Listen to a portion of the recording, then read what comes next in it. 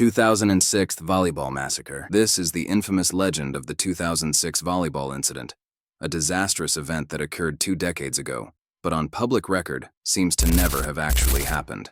On July 17, 2017, an anonymous 4chan user posted, "How does one live after taking the red pill on the 2006 volleyball incident?" The post was referring to a supposed mass shooting where a gunman shot 14 people at a high school volleyball game in either South Dakota or Nebraska.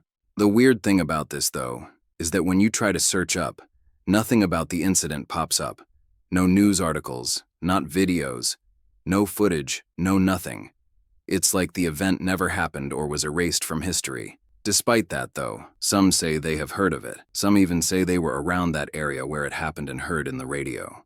The only evidence of it happening on the internet was this photograph showing what happened before the incident in September 2006. That is, until the YouTuber Some Ordinary Gamers was scrolling through 4chan threads and found gruesome images of bloody people in a high school that were allegedly taken before the shooting. Oh my god. Oh, we're gonna have to blur this one. Jesus Christ, that's actually like death footage. Oh my god. We have to blur that out. I gotta make sure we note that, blur it real. These images led to wild theories circling around on the internet. One of the most popular theories was that it was covered up by the American government. Apparently, the government was trying to target somebody during the match, but things got out of hand, and some of the volleyball players and students were caught in the crossfire. This would have caused a lot of backlash. So the government told media outlets not to cover this story and paid witnesses and victims to keep quiet. The fact this was covered up with no suspicions for 2 decades doesn't sound reasonable, though. More reasonable theories for the pictures include the fact that there was another shooting around that area where a teacher unalived 1 student and injured 14. I figured that was the only reasonable conclusion, but then I ended up finding this old 4chan post where somebody wanted to start fake school incidents to freak people out. Despite that, though, where did these images come from? Unfortunately, this mystery will never be solved. Japan SOS incident. On July 24th, a dispatch was called to save 2 missing hikers who have been stranded on a remote island. They were able to find their location by seeing a giant SOS sign made of rocks. After 2 miles of searching, the hikers were finally found. However, none of them had claimed they made the SOS sign. They never had seen it before. Naturally, the rescuers went out looking more people. What happens next is extremely disturbing. They find a human skeleton with animal gnaw marks. A backpack was found as well. It contained 3 tapes and supplies when they played the tapes. There was a man yelling and begging for help going to the SOS sign.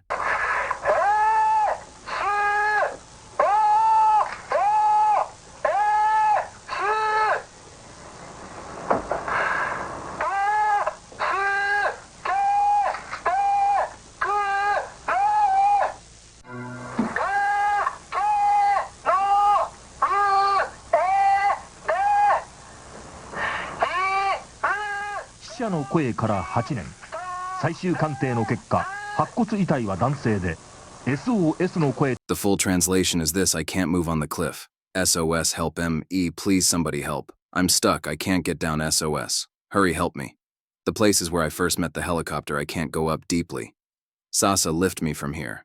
So this person was obviously calling for help.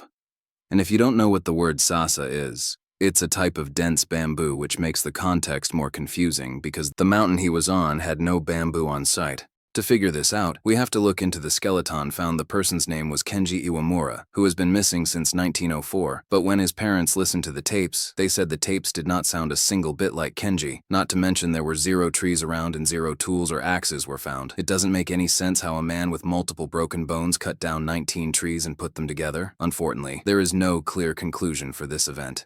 Elsa Gate. Back in 2016, a whole bunch of videos emerged on YouTube at once. At first glance, it did not look like anything crazy. But when you look closely, these videos were extremely dark.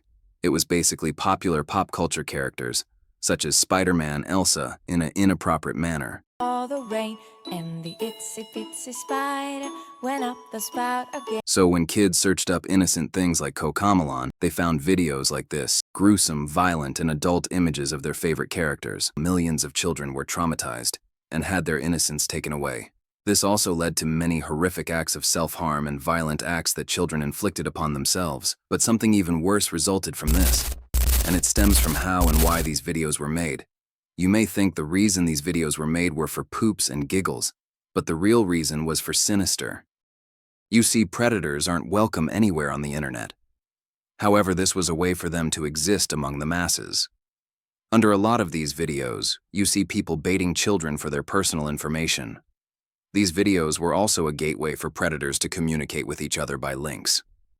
The videos which lead to illegal child footage being shown. Now there is another incident similar and even worse than this, but it will be shown later on in the video, so stay tuned. Grave robber criminals.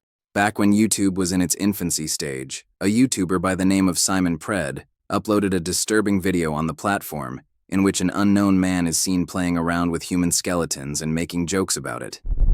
At the time, this left the internet in shock on one side. Some denied the legitimacy of the video, saying it's fake and scripted, in which there is actually evidence to back this up, because when you search up the title of this video, Grave Robbing for Morons, you see the name of it on sale on a VHS marketplace online. So that's good news, right? The video is scripted, and the human bones are props. However, the other side of this argument argues that none of this was scripted at all, and that this was a real living corpse slaughtered by the man in the video, or someone else. The guy in the video was about to reveal the name of the person responsible for this, but he stopped last second. Okay, this was made by Anthony. Well, as a matter of fact, let's forget the last name. At the same time this video was posted, there was a news story about a man who had a name, similar to what he was describing, who stole a human body in a museum, so it could have been a real human being that the author is toying around with. It gets even more insane though, because lots of archaeologists and historians claimed that the skulls looked way too realistic to be a prop, a level of detail that can only be replicated by nature itself. Even modern AI today struggles to grasp the realism of the skulls in this video. Unfortunately, the creator of this video and the true details are not revealed. Kids Power HQ Predator Ring. A few months ago, a bunch AI-generated videos from this channel called Kids Power HQ spread across TikTok, YouTube, and Instagram. It was basically like a bunch of AI skits showing what it would look like if kids ran the airport. If kids ran the airport, the boarding passes would be chocolate bars. Security checks? Just walk through a unicorn that sneezes sparkles. Every plane serves unlimited pizza.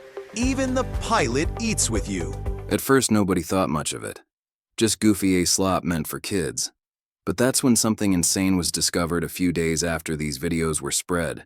Some people started to claim that it was a cheese pizza ring. This is because a lot of keywords used in these videos seem to be child predator keywords.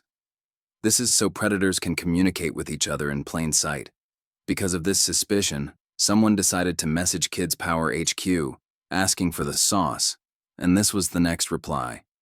It was asking for specific details on the amount and the pricing, referring to the sale of illegal child photos. This made the internet go crazy. This meant that children were getting captured. Their pictures were getting sold right under everybody's noses. Unfortunately, the people behind this channel were not revealed, but there are people saying it's under FBI investigation.